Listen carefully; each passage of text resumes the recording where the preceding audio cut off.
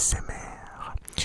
Je suis très heureux de vous retrouver ce soir pour une nouvelle vidéo ASMR. Ce soir les amis, j'ai tout simplement le plaisir de vous retrouver pour le sport détente numéro 32, si je dis pas de bêtises, pour tout simplement le premier huitième de finale de la Ligue des Champions qui voyait s'opposer le Paris Saint-Germain face au Real Madrid. Alors déjà, match un grand enjeu, match un peu de tous les symboles puisque c'est potentiellement le futur club de Kylian Mbappé, tout simplement pour l'année prochaine. J'ai regardé donc le match qui avait tous les critères pour être une finale, l'ambiance, l'enjeu, la composition sur le papier des deux équipes qui est incroyable tout simplement. On va, en parlant des équipes, commencer par les compositions habituelles. Donc je vais commencer par la composition du Paris Saint-Germain qui a joué en 4-3-3 avec Donnarumma dans le cage, Kipembe Marquinhos en défense centrale, Nuno Mendes à gauche, Achraf Hakimi à droite, Verratti, Paredes et Danilo Pereira en milieu de terrain, Mbappé à gauche, Messi en attaquant de pointe et Di Maria à droite. Du côté du Real Madrid, nous avions Courtois dans les cages. Ils évoluent également en 4-3-3, donc avec Alaba et Militao dans l'axe de la défense, Ferland Mendy sur le côté gauche, Carvajal sur le côté droit, Toni Kroos, Casemiro et Modric au milieu de terrain, Vinicius sur le côté gauche de l'attaque, Benzema dans l'axe et Asensio en attaquant droit tout simplement. Alors ce que j'avais envie de dire, c'est que ce match il est très bizarre. Tout d'abord parce que l'enjeu, j'ai l'impression, a dépassé le côté. En fait, il y a eu tellement d'enjeux sur cette rencontre-là qu'il n'y a pas eu de jeu, tout simplement pendant la majeure partie du temps. Ce qui est complètement dingue, c'est les statistiques que je vais vous sortir juste après concernant le Real Madrid qui n'a pas joué du tout pendant toute la rencontre. Le Real Madrid n'a pas joué une seule fois. Le premier tir cadré de Madrid intervient à la 45e minute sur un corner, mais vraiment de dernier instant, de dernière seconde. Très honnêtement, Paris méritait clairement sa victoire pour cette rencontre. En tout cas, on va le voir avec plusieurs jeux. J'ai fait quelques notes pendant la rencontre que je vais vous dire tout simplement. J'ai noté que tout simplement pendant les 10 premières minutes de la rencontre, il n'y avait aucun mouvement proposé, sauf le centre à un moment de Kylian Mbappé sur Di Maria qui rate sa reprise de volée pied gauche. C'était la première vraie action que j'ai notée dans la rencontre. Vinicius qui n'est pas trouvé du tout, pas une seule fois Vinicius est trouvé, tout comme Karim Benzema. Ils ont eu beaucoup de mal à exister. Alors, est-ce que c'est de la part de la défense? Est-ce que c'est de la part du milieu de terrain parisien? Ou est-ce que tout simplement ils n'ont pas été bons? C'est possible aussi, donc voilà. Je vous laisse me dire selon vous pourquoi on n'a pas vu assez Vinicius, pourquoi on n'a pas vu assez Benzema. Dites-le moi dans l'espace commentaire, je serais très curieux d'avoir votre avis à ce sujet-là. J'ai noté que Carvajal était meilleur que Mendy, en tout cas dans le premier quart d'heure, tout simplement parce que l'attaque parisienne était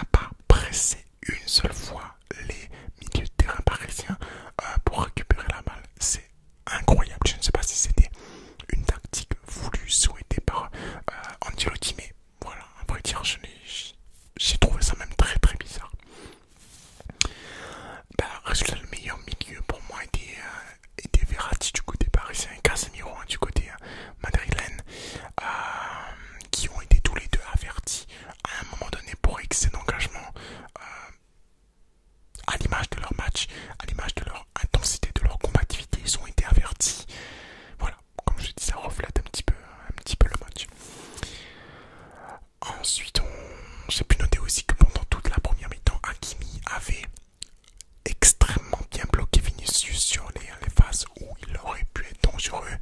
Voilà, donc là je réponds un petit peu à la question que je vous avais posée en première partie. Est-ce que c'est la défense qui a bien joué? Pour le coup, oui, selon moi, c'est Hakimi qui a extrêmement bien bloqué, hein, Vinicius notamment. En ce qui concerne la deuxième mi-temps, cette fois-ci, ça a quasiment tout changé. Il y a eu énormément d'arrêts en plus de Thibaut Courtois, notamment sur la frappe d'Mbappé à la 49e minute, où il fait un arrêt main droite exceptionnel, un arrêt main droite au sol. Arrêt main gauche, main droite, enfin les deux mains étaient quasiment dessus, il plonge au sol. Mbappé à ce moment-là, et on va dire approximativement 5-6 mètres, pas plus, un truc, enfin, ouais, quasiment 5-6 mètres, il met une énorme frappe, et Courtois l'arrête parfaitement bien. J'ai noté aussi qu'il y avait beaucoup plus de pression de Paris sur la défense du Real Madrid, ce qui a mené à le penalty, que je vais vous en reparler. Mais avant ça, il n'y a quasiment pas eu de soutien du côté offensif pour l'attaque madridienne, vraiment à l'opposé clairement de l'attaque parisienne pour le coup. La défense du Real était constamment en danger. Benzema qui était parfois même obligé de revenir défendre, qui était parfois même le premier relanceur, donc ce qui montre l'aspect d'une équipe très malade, très en souffrance, hein, au niveau de la récupération et de la construction du jeu. Kylian Mbappé provoque un penalty qui, voilà, aurait pu être évité si Carvajal, je crois, laisse le ballon sortir au lieu de tacler. Mais bon, voilà, Mbappé, voilà, gagne le penalty. C'est Lionel Messi qui part le tirer, Lionel Messi qui tire à la gauche du gardien, et